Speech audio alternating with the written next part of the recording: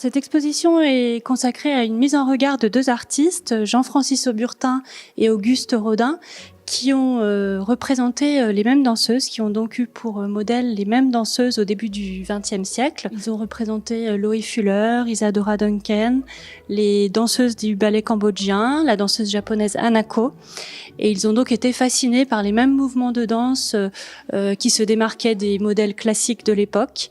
Rodin est un sculpteur, mais il a également beaucoup dessiné. Vous pourrez trouver dans l'exposition des dessins, des aquarelles de Rodin. On voit à travers cette exposition que l'interprétation est très différente finalement entre ces deux artistes. On a d'un côté un peintre et décorateur, Jean-Francis Auburtin, qui est dans la veine symboliste, qui a été également fasciné un petit peu par le japonisme.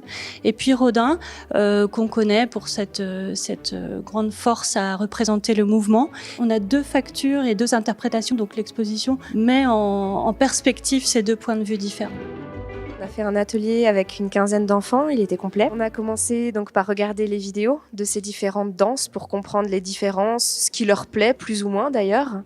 Et ensuite, donc, on a traversé les différentes salles en essayant de comprendre les différences de représentation de chaque danse, donc avec des particularités à chaque fois. Et par la suite, donc les enfants avaient un petit livret, ce qu'on appelle les explorateurs dans le service, donc à remplir avec des questions thématiques sur chaque salle. Et ils ont terminé par nous faire un beau dessin d'une danseuse telle que l'imaginaient, leur danseuse idéale. Il y a eu de très belles productions. C'est une démarche indispensable parce que c'est notre passé, c'est notre histoire, et puis ça leur parle. On se rend compte en travaillant avec les enfants au musée qu'ils voient des fois beaucoup plus de choses que nous. On redécouvre complètement les choses à travers leurs yeux et je pense que c'est aussi enrichissant pour eux que pour nous. Et moi j'ai l'impression que ça leur a plu. Ils ont rempli leur petit questionnaire, fait un dessin à la fin, puis tout ça se termine par un petit goûter, donc c'est très sympathique. Une belle ouverture par rapport à l'art, la peinture, la sculpture, et puis ça leur permet de voir autre chose que la télévision et les bornes vidéo. La personne qui a fait la visite s'adapte vraiment à tous les âges et ça c'est très très chouette.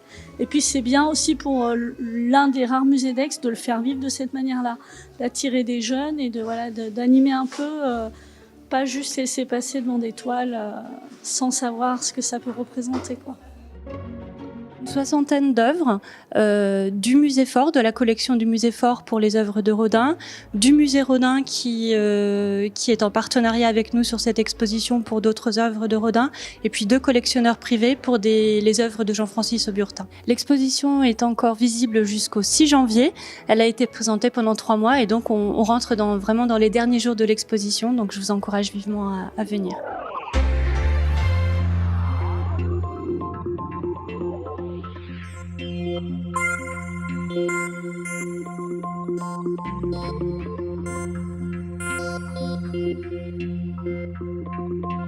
Thank you.